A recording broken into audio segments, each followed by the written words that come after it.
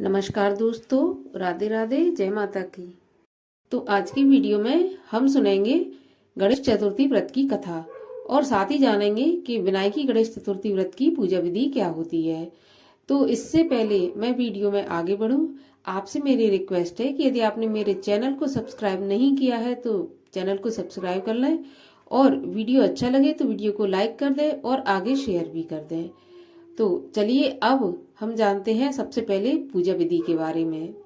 तो सबसे पहले आप सुबह उठें और स्नान कर कर स्वच्छ होकर एक लकड़ी की चौकी या पटा रखें। उसके ऊपर भगवान गणेश की प्रतिमा, मूर्ति, तस्वीर आपके पास जो भी हो वो आप रखें और ध्यान रहे कि पटा पे आप पीला या लाल रंग का कपड़ा बिछाएं और आप स्वयं भी हो सके तो पीला या लाल रंग का ही कपड़ा पहने और हाथ में अक्षत और दूबा लेकर भगवान के सामने संकल्प करें व्रत रखने का कि मैं गणेश चतुर्थी का व्रत रखने जा रही हूँ या जा रहा हूँ, तो मेरे व्रत को निर्विघ्न आप पूर्ण करें। इस तरह से आप संकल्प करें। संकल्प करने के बाद देखिए गणेश जी की चतुर्थी की पूजा मध्याह्न में की जाती है। तो आप मध्याह्न में हो सके तो दोबारा से स्नान करें, अगर नहीं हो सके तो आप पंच स्नान कर लें। पंच स्नान करने के बाद में आप भगवान गणेश का पूजन करें। पूजन में आप सिंदूर, अक्षत, दूर्वा और भोग के लिए आप लड्डू या मोदक लें। 21 की गिनती में 21 लें आप। और इसके अलावा भगवान को आप जनेऊ धारण करवाएं। जनेऊ धारण करवाने के बाद आप धूप, दीप, नैवेद्य जो भी है आप उससे भगवान गणेश का पूजन करें। पूजन करने के बाद आरती करें। आरती करने के बाद आप जो आपने भोग रखा है वो आप 5 भगवान गणेश के सामने ही रख दें, चाहे वो मोदक हो या फिर लड्डू हो। बाकी आप प्रसाद रूप में वितरण कर दें। इसके बाद आप भगवान गणेश की कथा सुने। कथा सुनने के लिए आप हाथ में थोड़े से चावल ले लें, थोड़ी सी दूर्वा ले लें और फूल ले लें। तो वो जब तक कथा होती है जब तक अपने हाथ में रखें और कथा सुनने के बाद भगवान के चरणों में वो जो आपने हाथ में लेके रखा है फूल, अक्षत और दूबा, वो भगवान के चरणों में अर्पण कर दें।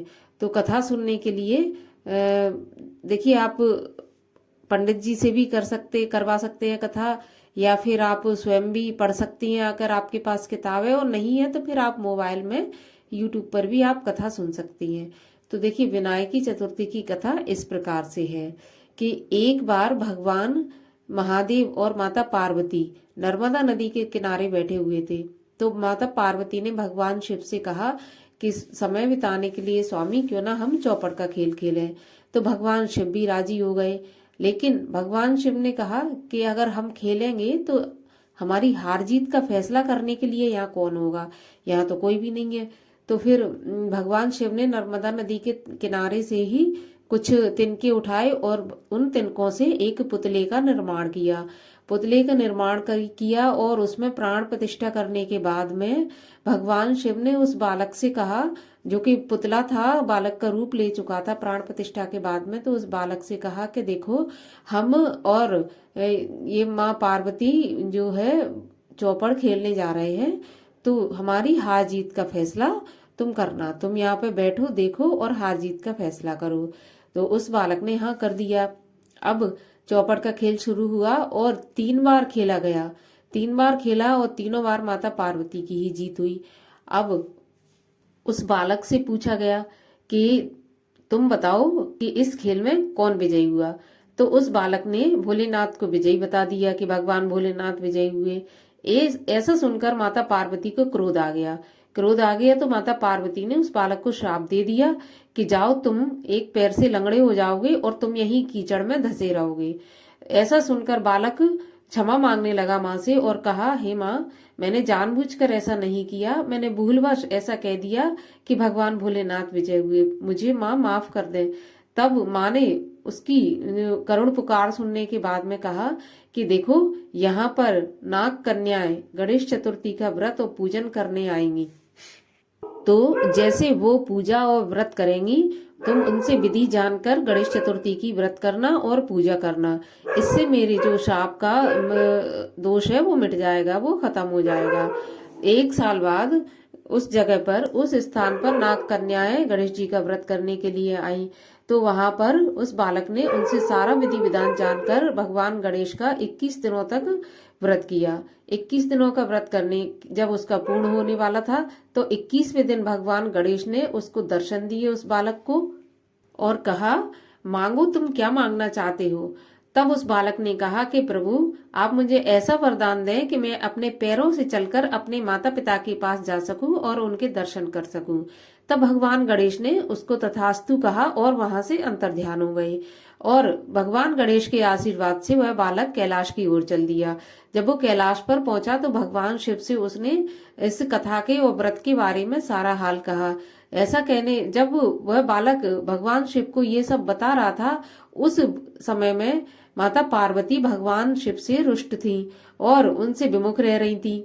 तब भगवान शिव ने भी सोचा कि क्यों ना मैं भी इस व्रत को करूं। तो भगवान शिव ने ऐसा ही किया, विनायकी चतुर्थी का व्रत किया। 21 दिन तक व्रत करने का संकल्प लिया और 21वें दिन माता पार्वती स्वयं ही भगवान शिव से मिलने आई कैलाश पर्वत पर।